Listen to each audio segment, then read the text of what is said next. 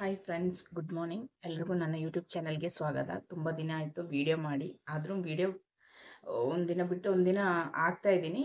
ಅದು ಓಣಂ ಹಬ್ಬ ಇತ್ತಲ್ವ, ಆ ಟೈಮಲ್ಲಿ ನಾನು ಮಾಡಿ ಇಟ್ಟಿರೋ ವಿಡಿಯೋಗಳು ಹುಷಾರಿಲ್ದಂಗೆ ಆಯ್ತಲ್ವ, ಎಲ್ಲಾದರೂ ಮಲ್ಕೊಂಬಿಟ್ರೆ ಸಾಕು ಅಂತ ಅನ್ನಿಸ್ಬಿಡುತ್ತೆ. ಆವಾಗ ವಿಡಿಯೋ ಎಡಿಟ್ ಮಾಡೋಕ್ಕೆಲ್ಲ ಹೋಗಲ್ಲ.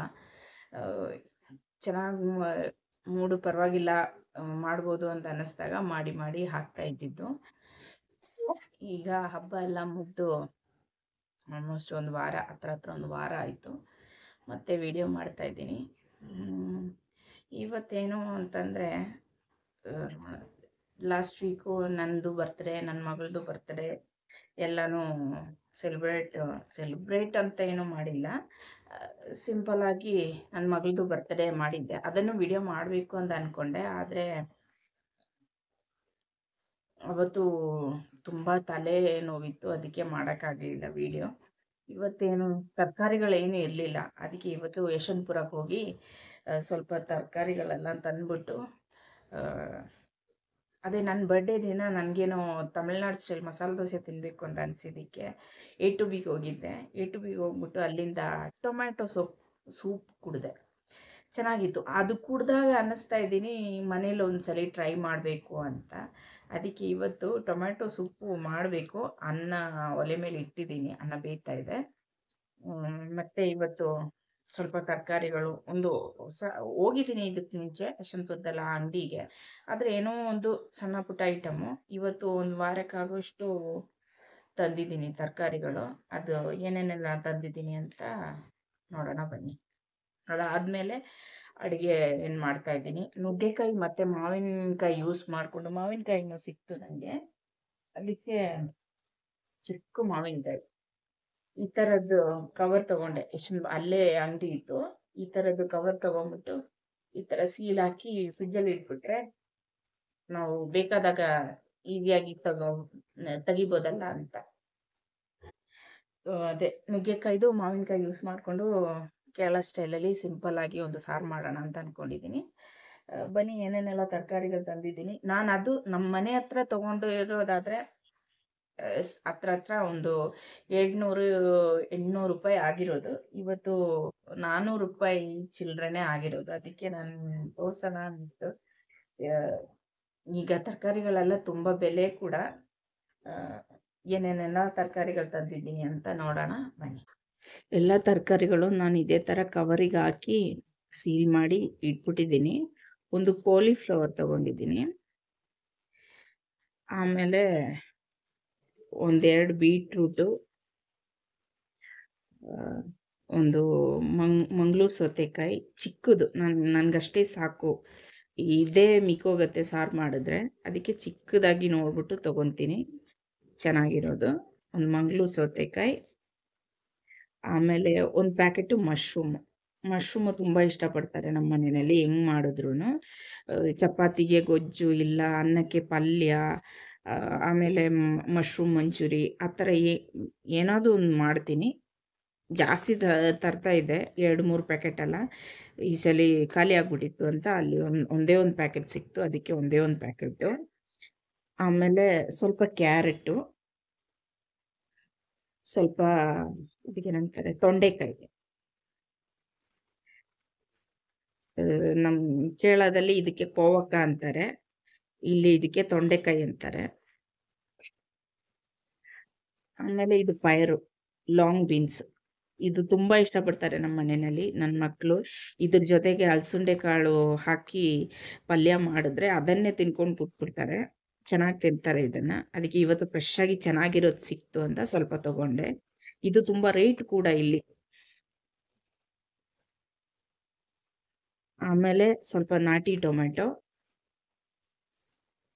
ಒಂದು 2 ಕ್ಯಾಪ್ಸಿಕಮು. ಇದು ಚಪಾತಿನೋ ಇಲ್ಲ ರೊಟ್ಟಿ ಆ ಥರ ಏನಾದರೂ ಮಾಡ್ತೀವಲ್ವ, ಆ ಟೈಮಲ್ಲಿ ಗೊಜ್ಜು ಆಲೂಗಡ್ಡೆದೋ ಇಲ್ಲ ಬೇರೆ ಏನಾದ್ರು ತರಕಾರಿ ಯೂಸ್ ಮಾಡಿಬಿಟ್ಟು ಗೊಜ್ಜು ಮಾಡೋವಾಗ ಅದ್ರ ಜೊತೆಗೆ ಹಾಕ್ತೀನಿ, ಚೆನ್ನಾಗಿರುತ್ತೆ ಟೇಸ್ಟು ಅಂತ, ಅದಕ್ಕೆ 2. ಆಮೇಲೆ ಸ್ವಲ್ಪ ಬೆಂಡೆಕಾಯಿ. ಯಾವಾಗಲೂ ಗ್ಯಾಸ್ಟ್ರಿಕ್ಕೆ ನಮ್ಮ ಮನೆಯಲ್ಲಿ ಎಲ್ರಿಗೂ, ಅದಕ್ಕೆ ಯಾವಾಗಲೂ ಸೌತೆಕಾಯಿ ತಂದಿಟ್ಟೇ ಇರ್ತೀನಿ. 5 ತಂದಿರೋದು. ಇವತ್ತು 2 ಕಟ್ ಮಾಡೋಣ ಅಂತ 2 ಎತ್ತಿಟ್ಟಿದ್ದೀನಿ. 3 ಇಲ್ಲಿ ಪ್ಯಾಕ್ ಮಾಡಿ ಫ್ರಿಜ್ಜಲ್ಲಿ ಇಡೋಣ ಅಂತ ಇಟ್ಟಿದ್ದೀನಿ.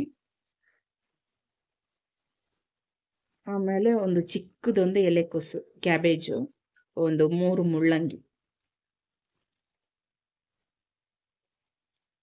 ಆಮೇಲೆ ಚಪ್ರದ ಅವರೆಕಾಯಿ,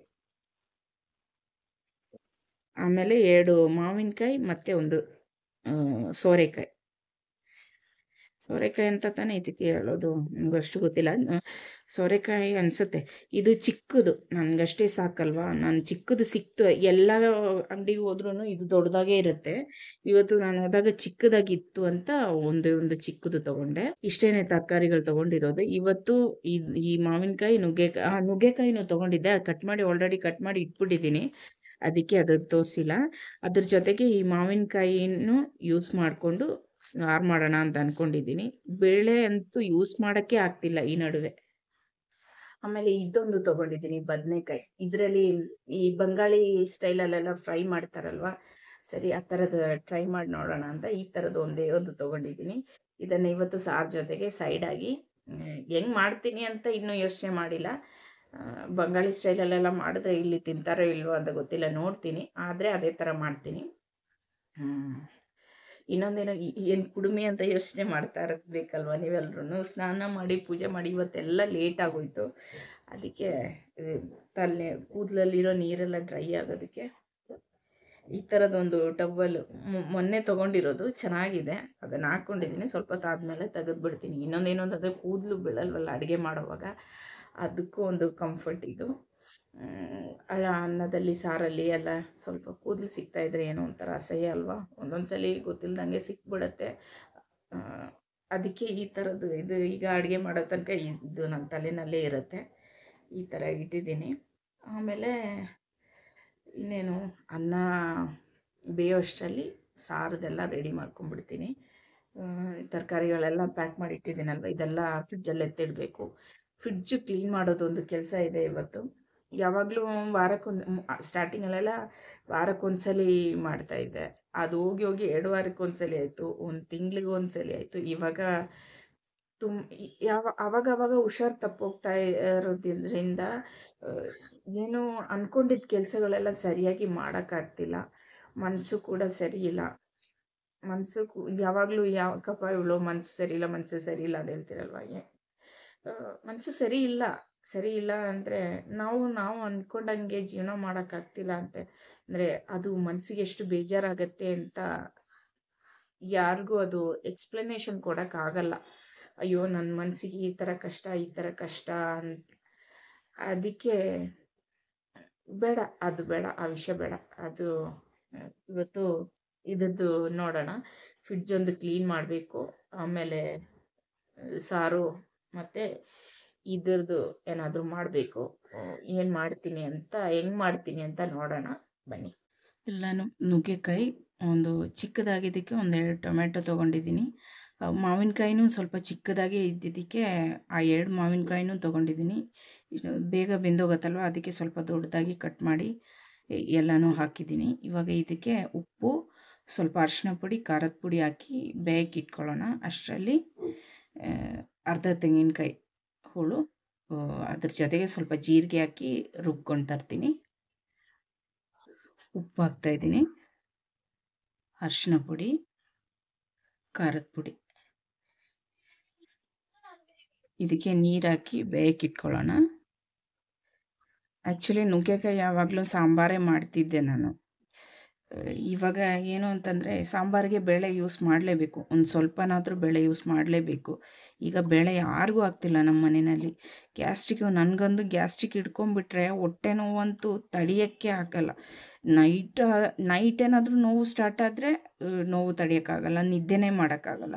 ಹಗಲಾದರೆ ಅಲ್ಲಾಡೋಕ್ಕೆ ಆಗಲ್ಲ, ಯಾವ ಕೆಲಸಗಳು ಮಾಡೋಕ್ಕಾಗಲ್ಲ. ಹಂಗೆ ಆಗ್ತಿದೆ ಇವಾಗ 1 ತಿಂಗಳಿಂದ. ತುಂಬ ಕಷ್ಟಪಡ್ತಾಯಿದ್ದೀನಿ ಗ್ಯಾಸ್ಟ್ರಿಕ್ಕಿಂದ. ಏನು ಮಾಡಬೇಕು ಅಂತ ಗೊತ್ತಾಗ್ತಿಲ್ಲ. ಅದಕ್ಕೆ ಬೇಳೆ ಸ್ವಲ್ಪ ಅವಾಯ್ಡ್ ಮಾಡೋಣ. ಈಗ ಕಡಲೆಕಾಳು, ಹೆಸರುಬೇಳೆ ಅದೆಲ್ಲ ಅಷ್ಟೊಂದು ಇದಿಲ್ಲ. ಈ ಬೇಳೆ ಮಾತ್ರ ಯೂಸ್ ಮಾಡೋಕ್ಕಾಗ್ತಿಲ್ಲ. ಅದಕ್ಕೆ ಇವಾಗ ಸ್ವಲ್ಪ ಬೇಳೆಗಳು ಅವಾಯ್ಡ್ ಮಾಡ್ತಾಯಿದ್ದೀನಿ. ಇದನ್ನು ಬೇಯಲಿ. ಇದೆಲ್ಲ ಈಗ ಚೆನ್ನಾಗಿ ಬೆಂದಿದೆ. ಇವಾಗ ಇದಕ್ಕೆ ನಾನು ಒಂದು ಹೋಳಷ್ಟು, ನಾನು ಆವಾಗ ತೋರಿಸ್ದೆ ಅಲ್ವಾ, ಅಷ್ಟು ತೆಂಗಿನಕಾಯಿ ಮತ್ತು ಅದ್ರ ಜೊತೆಗೆ ಸ್ವಲ್ಪ ಜೀರಿಗೆ ಹಾಕ್ಬಿಟ್ಟು ಪೇಸ್ಟ್ ಥರ ರುಬ್ಬಿಟ್ಕೊಂಡಿದ್ದೀನಿ. ಇದನ್ನು ಸೇರಿಸ್ತಾ ಇದ್ದೀನಿ. ಈಗ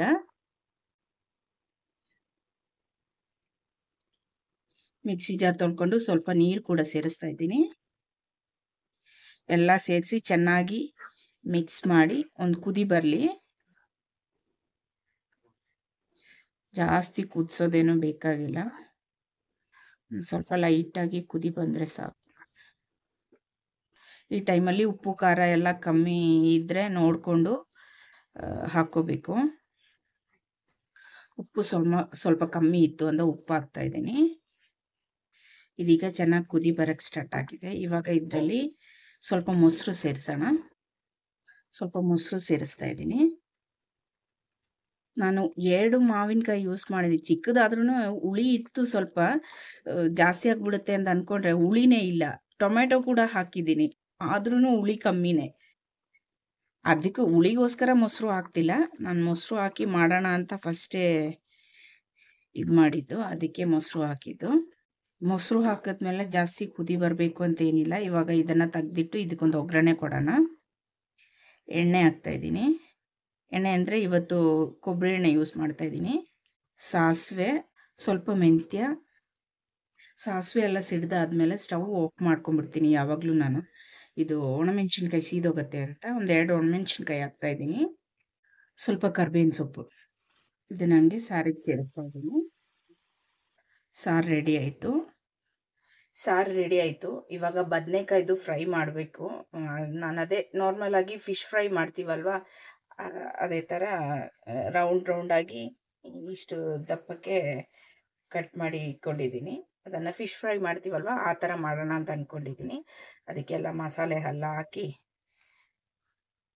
ಫ್ರೈ ಮಾಡ್ಕೊಳ್ಳೋಣ ಬನ್ನಿ. ಇದಕ್ಕೆ ಅರಿಶಿನ ಪುಡಿ ಹಾಕ್ತಾಯಿದ್ದೀನಿ, ಖಾರದ ಪುಡಿ ಹಾಕ್ತಾಯಿದ್ದೀನಿ, ಸ್ವಲ್ಪ ಗರಂ ಮಸಾಲ ಹಾಕ್ತಾಯಿದ್ದೀನಿ. ಫಿಶ್ ಫ್ರೈ ಮಾಡೋವಾಗ ಗರಂ ಮಸಾಲ ನಾನು ಯೂಸ್ ಮಾಡಲ್ಲ, ಇದು ಫಿಶ್ ಫ್ರೈ ಅಲ್ವಲ್ಲ, ಇದು ಬದನೆಕಾಯಿ ಜೊತೆಗೆ ಸ್ವಲ್ಪ ಗರಂ ಮಸಾಲದ ಟೇಸ್ಟ್ ಇದ್ದರೆ ಚೆನ್ನಾಗಿರುತ್ತೆ ಅಂತ ಸ್ವಲ್ಪ ಗರಂ ಮಸಾಲ ಹಾಕಿದ್ದೀನಿ. ಸ್ವಲ್ಪ ಪೆಪ್ಪರ್ ಪೌಡ್ರ್ ಹಾಕ್ತಾಯಿದ್ದೀನಿ. ಇದು ನಾನು ಮನೆಯಲ್ಲೇ ಪೌಡ್ರ್ ಮಾಡಿ ಇಟ್ಕೊಂಡಿರೋದು. ನಾನು ಪೆಪ್ಪರ್ ಯಾವಾಗಲೂ ಅಂಗಡಿಯಿಂದ ತರಲ್ಲ, ಅದಕ್ಕೆ ಖಾರನೇ ಇರಲ್ಲ, ಅದಕ್ಕೆ ಪೆಪ್ಪರೇ ತಂದುಬಿಟ್ಟು ಪೌಡ್ರ್ ಮಾಡಿ ಇಟ್ಕೊಂಡು. ಉಪ್ಪು ಹಾಕ್ತಾಯಿದ್ದೀನಿ, ಸ್ವಲ್ಪ ನಿಂಬೆಹಣ್ಣು ರಸ ಹಾಕ್ತಾಯಿದ್ದೀನಿ. ಅದ್ರ ಜೊತೆಗೇ ಒಂದು ನಿಂಬೆಹಣ್ಣು ಪೂರ್ತಿ ಹಾಕಿದ್ದೀನಿ, ಒಂದು ಮೀಡಿಯಮ್ ಸೈಜು. ಅದ್ರ ಜೊತೆಗೇ ಸ್ವಲ್ಪ ಕೊಬ್ಬರಿ ಎಣ್ಣೆನ ಸೇರಿಸ್ತಾ ಇದ್ದೀನಿ, ಸ್ವಲ್ಪ. ಇದನ್ನೆಲ್ಲ ಚೆನ್ನಾಗಿ ಒಂದು ಮಿಕ್ಸ್ ಕೊಟ್ಟು ಒಂದೊಂದಾಗಿ ಹಾಕಿ ಮಸಾಲೆ ಎಲ್ಲ ಹಿಡಿಯೋಕ್ಕೆ ಒಂದು 10 ನಿಮಿಷ ಬಿಡೋಣ. ಮಸಾಲೆ ಎಲ್ಲ ಹಾಕ್ಬಿಟ್ಟು ಎಲ್ಲದಕ್ಕೂ ಮಸಾಲೆ ಎಲ್ಲ ಹಚ್ಚಿ ಚೆನ್ನಾಗಿ ಇದು ಮಾಡಿ ಇಟ್ಟಿದ್ದೀನಿ. ಇದೊಂದು 10 ನಿಮಿಷ ಬಿಡೋಣ. ಹಿಂಗೆ 10 ನಿಮಿಷ ಆದಮೇಲೆ ಇದನ್ನು ಫ್ರೈ ಮಾಡ್ಕೊಳ್ಳೋಣ. ಇದೀಗ ಚೆನ್ನಾಗಿ ಮಸಾಲೆ ಎಲ್ಲ ಹಿಡ್ದಿದೆ. ಈಗ ಫ್ರೈ ಮಾಡ್ಕೊಳ್ಳೋಣ, ಒಂದೊಂದಾಗಿ ಫ್ರೈ ಮಾಡ್ಕೊಳ್ಳೋಣ.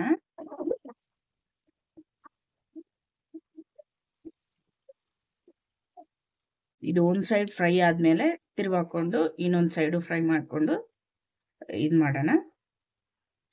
ಲೋ ಫ್ಲೇಮಲ್ಲಿ ಇಟ್ಬಿಟ್ಟು ಬೇಯಿಸ್ಬೇಕು, ಆವಾಗಲೇ ಚೆನ್ನಾಗಿ ಬೆಂದು ಸಾಫ್ಟಾಗಿ ಸಿಗೋದು. ಇದೀಗ ಎಲ್ಲ ಬೆಂದು ಚೆನ್ನಾಗಿ ಸಾಫ್ಟ್ ಆಗಿದೆ. ತುಂಬ ತೆಳುವಾಗಿ ಕಟ್ ಮಾಡೋಕ್ಕೆ ಹೋಗ್ಬಾರ್ದು. ತೆಳುವಾಗಿ ಕಟ್ ಮಾಡೋಕ್ಕೆ ಹೋದರೆ ಎಲ್ಲ ಡ್ರೈ ಫ್ರೈ ಥರ ಆಗಿಬಿಡತ್ತೆ. ನೋಡಿ, ಒಂದು ಸ್ವಲ್ಪ ತುಂಬ ತೆಳುವಾಗೋಯ್ತು, ಅದು ಸ್ವಲ್ಪ ಫ್ರೈ ಥರ ಆಗೋಯ್ತು. ಸ್ವಲ್ಪ ತುಂಬ ತೆಳುವಲ್ಲ, ಸ್ವಲ್ಪ ಗಟ್ಟಿಯಾಗಿ ಕಟ್ ಮಾಡಿದ್ರೆ ಸಾಫ್ಟಾಗಿ ಚೆನ್ನಾಗಿ ಫ್ರೈ ಆಗಿ ಸಿಗುತ್ತೆ. ಇದನ್ನೆಲ್ಲ ತೆಗಿತಾ ಇದ್ದೀನಿ. ಇದೇ ಥರ ಇನ್ನೊಂದು ರೌಂಡು ಬೇಯಿಸೋಕ್ಕಿದೆ, ಅದನ್ನು ಬೇಯಿಸ್ಬಿಟ್ಟು ನಿಮಗೆ ತೋರಿಸ್ತೀನಿ. ಇದೆಲ್ಲ ಫ್ರೈ ಮಾಡ್ಕೊಂಡಿದ್ದು ಆಗಿದೆ. ಫಸ್ಟ್ ಮಾಡಿಟ್ಟಿದ್ದೆ, ಟೇಸ್ಟ್ ನೋಡಿದೆ ನಾನು. ಸ್ವಲ್ಪ ಹುಳಿ, ಖಾರ, ಉಪ್ಪು ಎಲ್ಲ ಟೇಸ್ಟ್ ಚೆನ್ನಾಗಿದೆ. ಈ ಥರ ಬದನೆಕಾಯ್ದು ಫ್ರೈ ಎಲ್ಲರೂ ಟ್ರೈ ಮಾಡಿ ನೋಡಿ. ಬದನೆಕಾಯ್ದು ಫ್ರೈ ಅಂತ ಅನಿಸೋದೇ ಇಲ್ಲ, ಚೆನ್ನಾಗಿದೆ ಟೇಸ್ಟು. ಬದನೆಕಾಯ್ದು ಒಂಥರ ಟೇಸ್ಟ್ ಬರುತ್ತಲ್ವ, ಆ ಟೇಸ್ಟೇ ಗೊತ್ತಾಗ್ತಿಲ್ಲ.